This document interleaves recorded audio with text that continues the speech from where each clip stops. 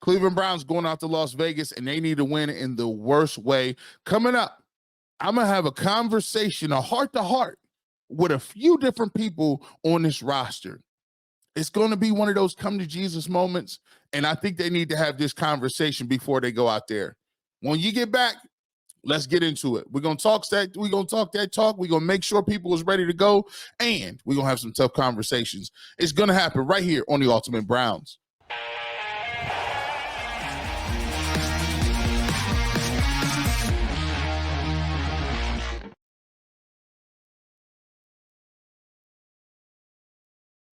Welcome to the Ultimate Browns. I'm your host, G. Bush. We are with you as always, Friday, 5 o'clock. You know what time it is, Ultimate Browns. This is going to be one of those episodes, one of them joints. I'm going to tell you, don't want to miss this one. We're going to have an honest talk with the Cleveland Browns defense.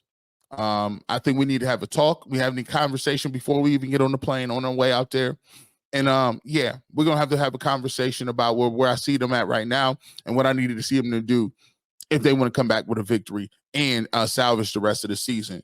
I'm also going to have an honest conversation before we get on the plane with Kevin Stefanski.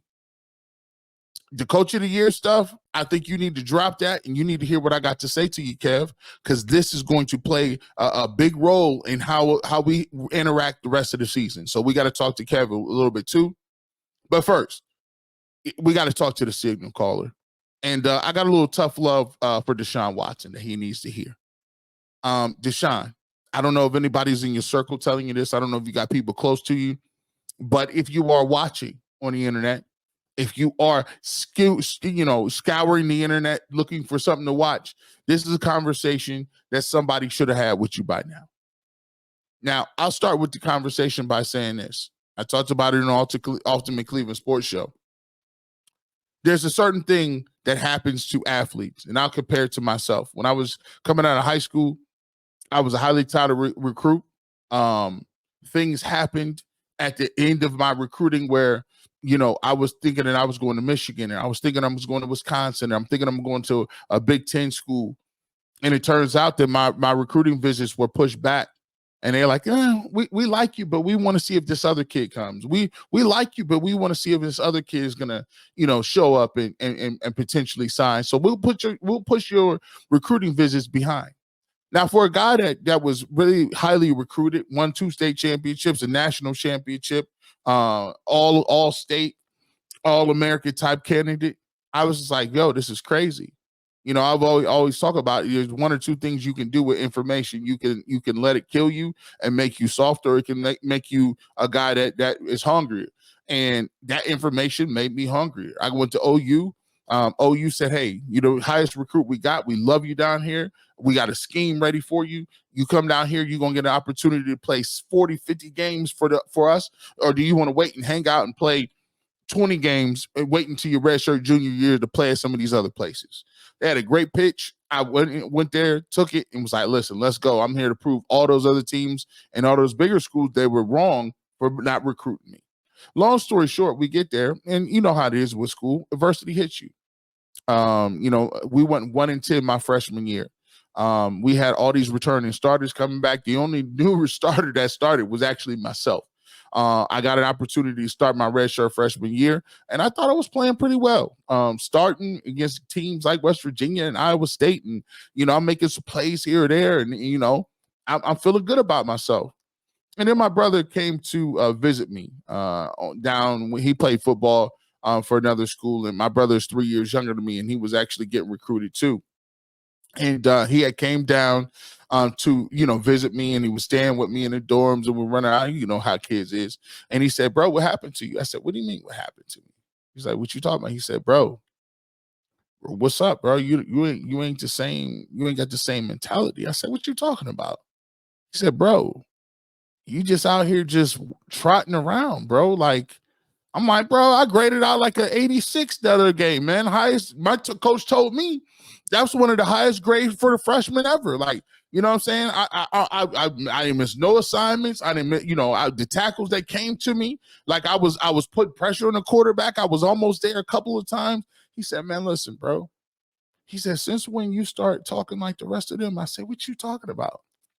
He's like, bro, They don't pay you to be in your gap. What happened to the G Bush that was at McKinley?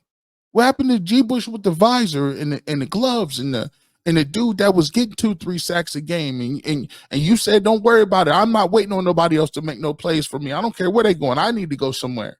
Where's the dude that wanted to prove people wrong? Where's the guy that said, man, listen, trust me, I'm the next great defensive end? What happened to that guy? You're just up here being in your gap. Who cares if you score at 86? That's bare minimum. Where's the sacks? Where's the celebrations? Where's the relentlessness? Where's the hunger? And I sat back and I looked and I said, wow, he's right. What I didn't realize was from us going 1-10 and from us losing and there was no pressure to win. It's just OU, whatever. Like, it's not Ohio State or Michigan where you go and one. When you're at a big school and when you have expectations in high school and you go to a college and those expectations aren't the highest in the world, you start to believe your own hype. You start to drink your own Kool-Aid. You start to think that just being in your gap is good enough. You start to think that just because I tackled a guy 5 yards downfield is good enough. Yeah, hey, look, I'm balling. I'm starting as a freshman. Like, I'm getting more. I have more production than these other dudes. So what's the deal? But the standard is the standard. They don't pay you to come in here they recruited you because they wanted a level up. They recruited you because they said, listen, you're supposed to change the program. You're supposed to change that. Not hope everybody else is in their gap and they make the tackle. No, we brought you in to make special plays. And sometimes it takes somebody from the outside to tap you on the shoulder and remind you that you're just not normal. You're not a regular guy. And Deshaun, listen, man, I don't know if you need to hear this, but take it from me. I ain't as talented as you. And there's a bunch of people that's way more talented than me. But I'm here to tell you this. The Cleveland Browns ain't going to go nowhere if you ain't special. I don't know if you've been told that, hey, all you got to do is come in and, be normal and don't turn the football over and just check it down. And if it ain't there, just throw it out of bounds. No. Let me be clear. Everything on this roster is regular. You got regular play callers. You got a below average offensive line, and it's getting worse by the day because people ain't coming back. Guys is injured out of the pocket. You got receivers that don't get that much separation. They're not deep threats. You don't have the greatest running backs in the backfield, and you don't got Andy Reid or Sean McVay or Shanahan calling your plays. That's going to draw up some magical stuff that's going to make you look great. So what you got to get in your head is, if you ain't special, we ain't winning. And maybe you thought and somebody told you that, but it ain't going to get no better. And you got to be okay with making some mistakes by trying to be special. Sometimes it takes some faith in your guys. But to be truthful, they looking for it too.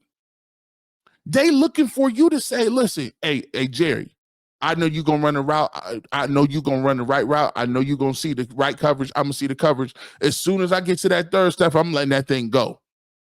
It's going to be in the air. Go make a play. Hey, Amari Cooper, they saying Amari Cooper, you ain't getting much.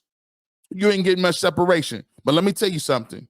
Listen, I'm going to put it on a rope for you. You don't even need no separation. I got you, big dog. It's right over your shoulder. All you got to do is turn and look. It's like the Jackson 5. Look over your shoulder, honey. That ball gonna be there. They looking for special. And you gotta project special, even if you don't even physically believe it. You gotta believe, and within a shadow of a doubt, that I am special and I can make that throw twice on Sunday and every day. You gotta do it. Because the team is looking for special. The offensive line know that they out here playing bad. They know they ain't got it no more. You think Joe Bitonio know he ain't, this ain't the 3, 4, 5 years ago, Joe Bitonio? He knows all too well. You think DeJuan Jones don't know that he out of shape and his knee hurt? You think Jet Wills and Jack Conklin don't know that they hobbled? Come on, you know that. But what you need to do is instill and say, listen, hey, y'all ain't got to be at y'all 100. All you got to do is give me 50%. Give me 50%, I got you. That's what they're looking for. Everybody else ain't got it. Jerome Ford don't have it. Amari Cooper ain't got it. Wyatt Teller don't got it. Even at this point, Myles Garrett don't got it. They talking with doubt. And you know how you infuse them and inspire them to play harder? Is when they see you go out there and elude 5 people and get a first down. Or when they see you throw the rock on a rope and you say, how did he get that football in there? Or when you think he's sacked, he's doing backflips. I know it's tough right now, but I got to give you some tough love. Much given, much is required. And guess what? It is required right now. It's required. It ain't going, listen, you're not going to the playoffs by riding other people's coattails and hoping that Jerome Ford or Jerry Jeudy somehow turn into superstars. They paid you to be that dude. And I got to tell you this, just like my brother had to tell me, I know it's in there because I didn't seen it. But it's the mentality that you want. When they ask you, do you want more design runs? And you said, I'm not a running back. Your answer should have been, by any means necessary. If I got to run it 60 times or throw it 60 times, I got it. You should be like Shaka Khan. I'm every moment. It's all in me. You get the picture. I'm every quarterback. Whatever you need, I got it. You need a throw, I got it. You need a run, I got it. And that's the only way it's going to get done. Does it suck? Sure. Who cares? Does it suck? Yeah. But that's where pressure turns things. That's where your goal is. That's where it is. That's where there's nothing good that comes light. This rehabilitation ain't going to be easy. Nothing. Yeah, the fan base might not really like you. Yeah, you kind of rusty still. Yeah, the offensive line. Guess what? They probably is one of the worst in the league. Your running game ain't there. The coach ain't calling up a lot of that stuff, but who cares? Success comes from you going into the Lions Den by yourself, inspiring people and getting it done. That's what it takes. So be it. The line is struggling, so be it. The coaching staff don't know what to, so be it. Make them right. My coach used to always say, bro, listen, if somebody running wrong play, you go make a play. You know, when you make a play, you make everything right. A sack, a busted coverage in the back end don't count if I sack the quarterback. Huh? If 2 guys up front ain't in their gap, if I got them covered, I'm in the backfield so quick, it don't matter if they in their wrong gap. That's a tackle for loss. Sometimes being a great player erases a lot of different things. And sometimes you got to be reminded that you used to be a great player. And sometimes you got to aspire and tell yourself you still a great player, even if you don't even feel like it. Now, what I need you to do is go out, get on a plane, and play like you know you can. And guess what?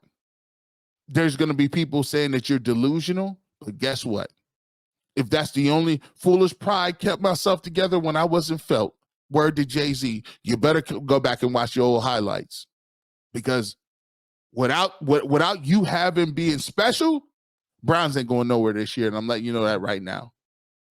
He ain't the only one I got to talk to. I got to talk to the head coach too. Maybe them two little coach of the years that got in your head. Let me talk to you something, Kev.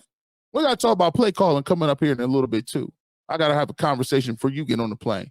We'll do that coming up next, right here on the Ultimate Browns. One thing that we're going to talk about, and it's always valid, is game time. I loved attending the Cavs playoffs games in 2016. Going to look forward to attending the Guardians as they have a first round bye and locked up some home field advantage in the MLB playoffs coming up this year.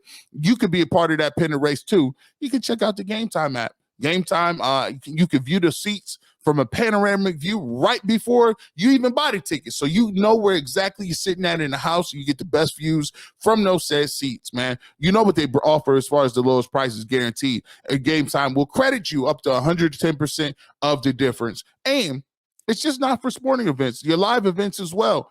Game Time picks filter out the fluff to show you all the incredible deals on great seats so you don't have to waste time searching through thousands of tickets for concerts and other live events, man. Hey, listen, take the guesswork out of buying tickets with Game Time. Download the Game Time app, create an account, use the code word locked on NFL for $20 off of your first purchase. Terms apply. Again, create an account, redeem the code locked on NFL, LOCKEDON NFL for $20 off. Download Game Time today. What time is it? Game Time. Welcome back to the fastest 30 minutes in all of sports. It's your boy G. Bush right here giving conversations and pep talks to the people that need it the most. And this, I talked to, in the first segment, I talked to the quarterback. I think he's ready to go. He's on the plane. Let me talk to Kevin Stefanski really quick. We're not going to waste no time on this one. Kev, come on, let me talk to you. Come on, step into my office. Now, let me talk to you real quick, Kev. I'm starting to sense some things going wrong here. Sometimes in life, control is a good thing, but control could be a bad thing. Because sometimes keeping control for the sake of having control does not put your football team or you in the best situation that it would be in. Right now, I'm looking at this offense, and for the most part, the offense looks like the offense in varying degrees. When you go back and watch Baker Mayfield, some of the limitations that Baker Mayfield had, where you used a lot of bootlegs, there was a lot of play action stuff with Chubb, but everything looked constricted. Everything was within a 5 to 10 yard radius. Even when you had Odell Beckham Jr. and Jarvis Landry, the playbook never significantly changed. Some would argue that the playbook was vanilla. It was more based on play action, and you had a hard time getting people the football who you thought should have the football. Now, mind you, back then, you had a prime Kareem Hunt, a prime Chubb, a prime Odell, and a prime Jarvis Landry. And some of the complaints were you didn't know how to get them the football. Fast forward a couple of years, you had Baker go in and out of the lineup, and you found ways to win games with Jacoby Brissett, Case Keenum, DTR, PJ Walker, Joe Flacco. And for the most part, the offense was what it was under Baker. And you found a way to run the ball, play action, come up with some gadget plays here or there. But for the most part, the offense was more of a run-predicated offense, dink and dunk, and try to figure out whether or not you can match some guys up and get some chunk plays where you could. You fast forward, you wanted to come in and change things up with Alex Van Pelt. And I never quite understood it, Kevin, because Alex Van Pelt never called the plays. As a matter of fact, I've always been a proponent of this. One band, one sound. And I don't think you can coordinate anything without any sort of authority. I'll give you a case in point. When I started off in this business and I was in corporate America and I started having my first direct hires and direct individuals and started managing people, one of the first things they had me do was I actually had to start hiring people. And, when you hire people, you come up with the questions and HR gives them to you and you would sit down and we would hire candidates. Now, we started sitting in different players and we'd have a pair of people interviewing a candidate. And based on those skills and qualifications, they would then hire an individual to come work for us individually in 2 different departments. Well, it started to show that the candidates that I would pick seem to be with the company a little longer. They seem to transition a little better, seem to be a more, higher functioning type individuals. Those individuals stayed longer with the company. They seem to catch on quicker. And in an industry where there's a lot of turnover in the area that we were in, that was very valuable. So what did they start doing? They started saying, okay, G. Bush, you can interview, but you're not going to actually get to manage the person. You're going to interview for this position, and then we're going to ship that person off to somewhere else in another department. I said, well, isn't that funny? Because why would I be punished for that? They said, oh, it's about the overall structure. I said, okay, I get it. We can't have too many great people in your department. I said, okay, I get it, understand.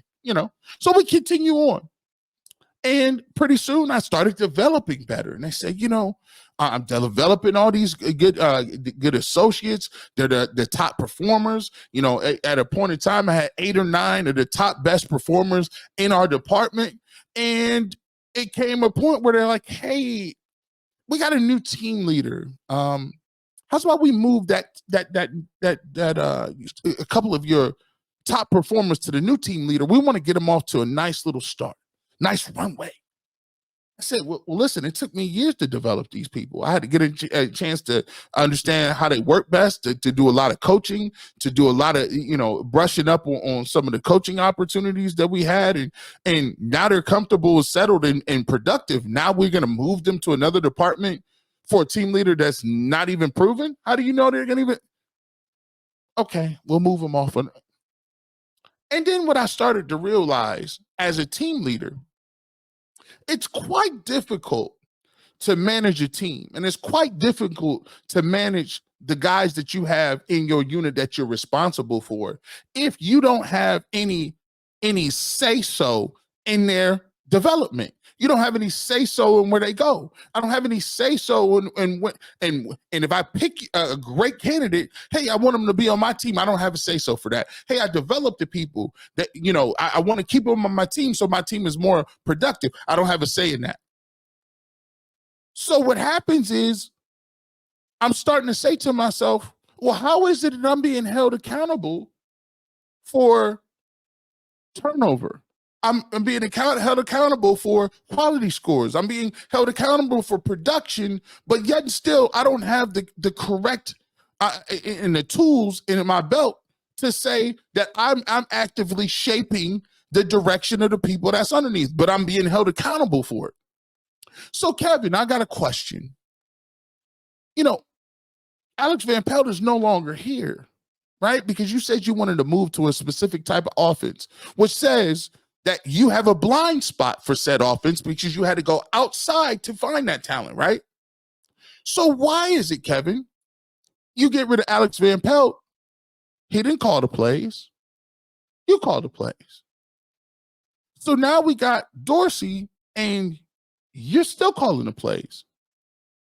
But how are you calling the plays that somebody else is cooked up?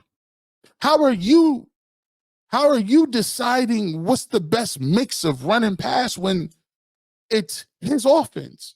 It's his innovation, it's his thought, it's his imagination on what this offense, the identity and the core of what the offense is with him. But yet still you call the plays. I don't understand it.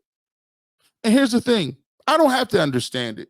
You're the head coach, right? You make the final decision, kind of like my superiors made the final decision where people went and how we allocated higher thought process, right?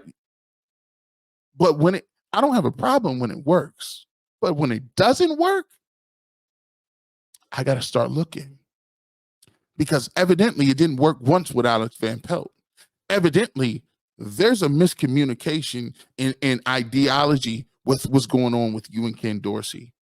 And you got away with calling the plays and saying you're going to do that and you're going to take control of that because you was the coach of the year. But let me tell you something, Kevin, them coaches of the years is wearing out very fast. It's wearing off very fast because we're not hitting production. And not only is the passing game that you tried to establish and want to move towards not looking good, but what you did best back in the day which was play action and running the ball. That don't look so good either. As a matter of fact, it's one of the worst in the league. So I need to understand something moving forward. And this is what you need to consider. Either it's the offense or it's you. Maybe have you considered you're just not as good as you thought you were at what you like doing. And just because we like doing something don't mean we can make a living at it. So lots of people out there that want to be swimsuit models. They're wearing one pieces, not two pieces. This is not one, but two coordinators where you've operated and you've done and where it's a collaborative effort, or maybe is it just you? Because the offense always looks like it's kind of in a phone booth and lack explosiveness. So listen, we're going to be watching. And maybe, just maybe, if you did give up coaching, if you did give up play calling, maybe you could watch the other things across the spectrum, kind of like, penalties, maybe your strength and conditioning program, maybe trying to figure out what's the best program to get your team ready in the offseason in terms of whether they're going to play in training camp, the preseason schedule. Oh, and by the way, you could do other things in the organization that prove you're a good coach besides calling the plays. Don't let calling the plays be something that holds you back, Kev. You're better than that. Well, now that I talked to Kevin Stefanski, I think it's an opportunity to talk to another coach of mine. But this time I want the whole unit in it. When we get back, we're going to talk to the defense a little bit. We're going to talk to the defense. You guys have been good, but did you fall off a little bit? I think you did. I'll tell you where you fell off a little bit coming back right here on the Ultimate Browns. Well, I tell you where we didn't fall off. We always got up-to-date information and shows ready for here on the UCSS network. Ultimate Browns is here right now, but Ultimate 216, Earl the Pearl, dropping episodes. Make sure you check that out weekly as well. Guardians just clinched multiple positions. Hey, they win the AL Central. It looks like they're going to try to wrap up the number one overall seed. They got to have some things fall their way, but I'll say this, Zach Meisel and Adam the Bull are all over that. Make sure you catch out Ultimate Guardians all throughout the playoffs. Hey, we just saw another episode of the Ultimate Cavaliers, Jason Lloyd and Mikey McNuggets. Make sure you guys check those out. Training camps coming up. Cavs, we will start to roll these conversations out about the Cavs on UCSS. You want to keep it locked with Ultimate Cavaliers with Mikey McNuggets and Jason Lloyd. And, of course, it's just me. It's me. You know how we do. Thought-provoking content on the Browns twice a week, each and every week. And listen, I'll be doing these in the offseason too, man. Ultimate Browns. Make sure you check it out, your boy G. Bush. Make sure you continue to watch us over here. And don't forget, we do have Ultimate Buckeyes, Tyvis Powell, and the newest member of the team, Dustin Fox, over there. So make sure you guys check that out. And it's all available on the UCSS network. Welcome back to the fastest 30 minutes in all the sports. It is G. Bush right here on the Ultimate Cleveland Sports Show YouTube channel. We've been having conversations, some tough conversations before these people get on the plane to go to Las Vegas, because this is a big-time game for the Browns. It's a closest to a must-win as we need or we have. And I think it's time that we have a lot of conversations with people before they get on these planes to understand where we are and take a snapshot and figure out what we need to do to get a win in Vegas. Now, we talked to Kevin Stefanski. Your game plan is easy, Kev. All you got to go out there and do is be creative, pare it down. Don't be afraid to run the rock, things that you've done before, right? We need to figure out if you're the guy moving forward that's supposed to be calling these plays. I'm just saying. We talked to Deshaun Watson earlier. Said, Deshaun, listen, all this grandeur, thoughts of grandeur, you being some dude that's going to, play it easy and take it easy and ride on the wings of the line and the talent around you, that's all gone. Offensive line is in shambles. You don't got Nick Chubb. The receivers ain't no deep threats. They serviceable, but you're going to have to make some plays. And you're not normal. So you need to stop all that. You're not normal. We don't need you to be normal. You better be extra special if you want to win some football games. And let's talk about this Browns defense. Let's get to this Browns defense. Listen, Jim Shorts, Myles Garrett, Denzel Ward, JOK, Grant Delpit, Zadarius Smith, Martin Emerson. Guys, I just want to let you know, yeah, you guys fell off. Yeah, you fell off. I just have to just keep it real. Now, your fall off ain't crazy. Your fall off ain't like, oh, we're the worst team in the league, and you guys are not a top-notch defense. But still, you fell off. And I'm gonna tell you how you fell off. Defense is all about mentality. Defense is all about the approach that you have when said opportunities happen. Jim Schwartz in his press conference said it the most. When you have an opportunity right before halftime to stop a team and hold them to 3, not only did you not hold them to 3, you let them 5 yards down the field, 10 yards, 15, 1, 2, 3, 4, 5, 6, 7, 8, 9, 10 passes in a row, completions. And it's a sudden change. It's a turnover by the offense. You have an opportunity to have a sudden change in a mentality that says, we're not going to let them score right now. It don't matter.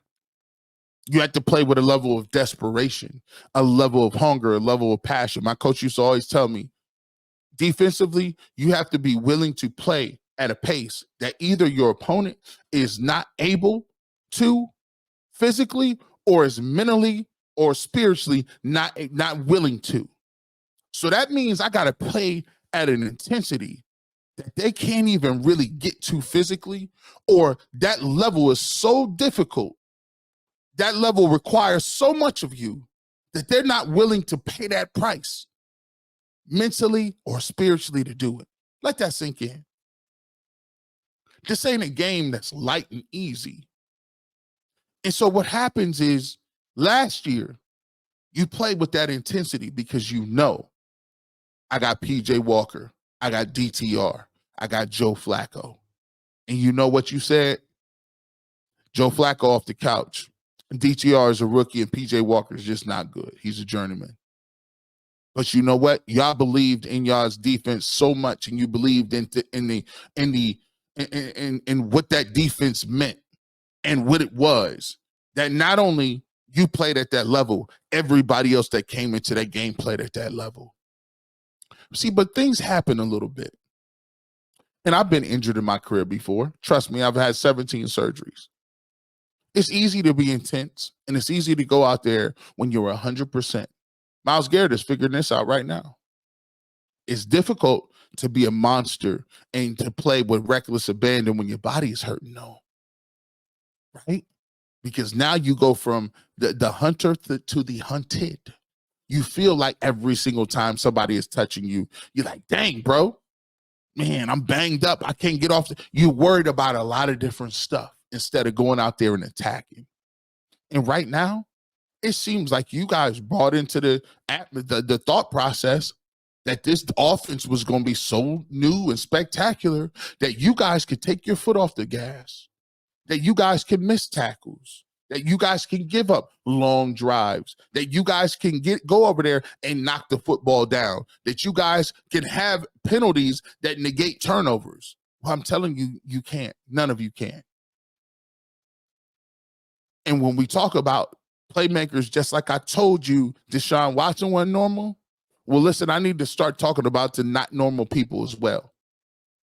See, it's a lot of you guys on this defense that need to ask you a question. Are you a playmaker or are you a steak eater? It's a difference between the two. Yeah, you can get some shine and do dances when somebody else make a play. But I need you to make a play. What happens when I'm looking at Martin Emerson and Greg Newsome to make the turnover and not Denzel Ward?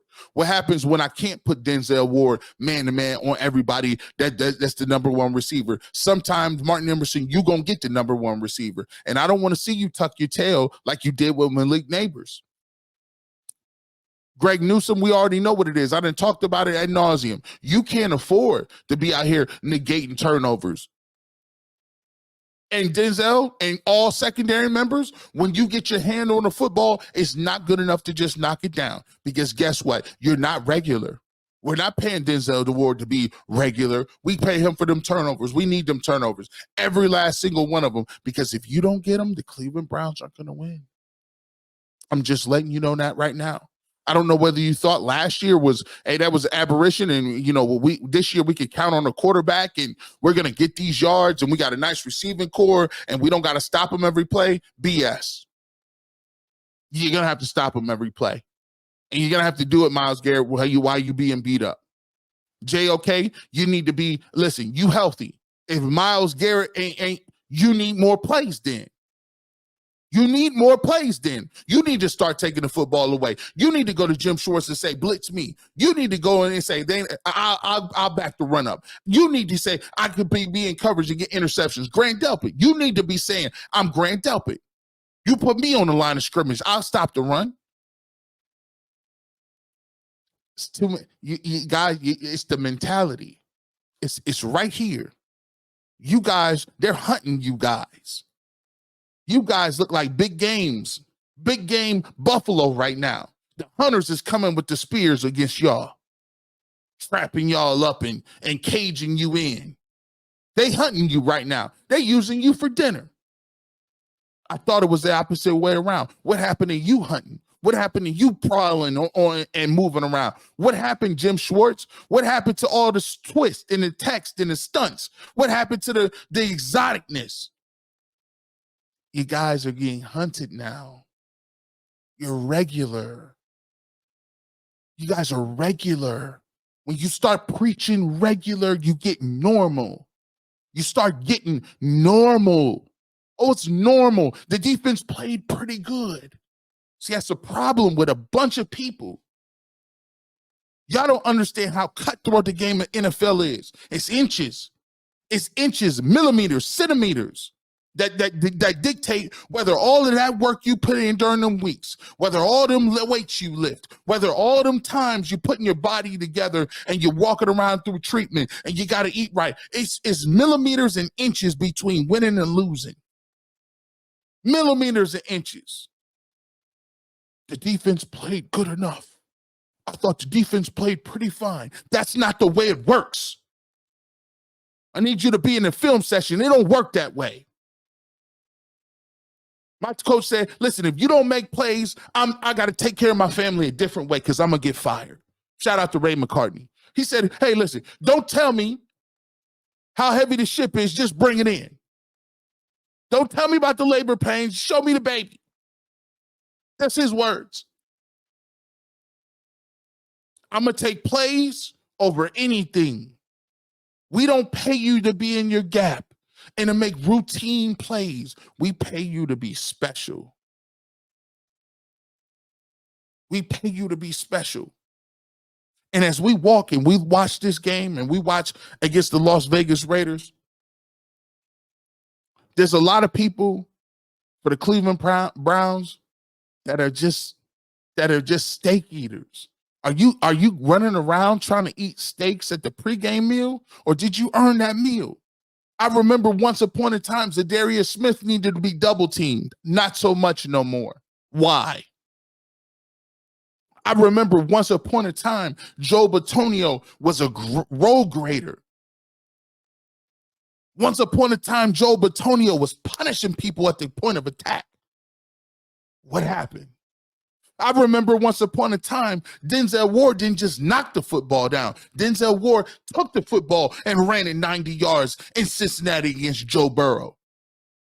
I remember once upon a time, Grant Delpit was one of the best safeties in the game with the vaunted number 7 for the LSU Tigers. He was taking the rock away and knocking fools out. What happened? Yeah, y'all playing okay, but we don't pay y'all to play okay. And if you haven't noticed, okay ain't gonna get it done. We short. Y'all better go watch the movie 300. I need 300 real ones. I need 22. Offense and defense. That's it. 22. And some special team cats. Y'all better go out to Las Vegas in the desert and turn on that water. You better turn it on and figure out what you want to be. Because coming back 1-3 is going to be long and tough. And ain't no sense in asking the fans to stop booing. And why the fans doing that? They gonna boo you if you come back here 1-3. The only people you got is the dude next to you on that plane. I suggest you watch the movie 300 and figure it out. Against all odds, figure it out. And you ain't even going against Xerxes. You going against Gardner Minshew. You're going against Gardner Minshew. It ain't Xerxes you looking after. Some of y'all might not understand what I just said. Some of y'all might not understand what I just did. But at the end of the day, the real will recognize. With that being said, Browns, you have your marching orders. Let's go out to the desert and get a win. With that being said, have a good rest of your weekend. And we ain't even going to be no good weekend if the Browns ain't going to win. But go Browns, and let's get this win. Peace up. G. Bush down.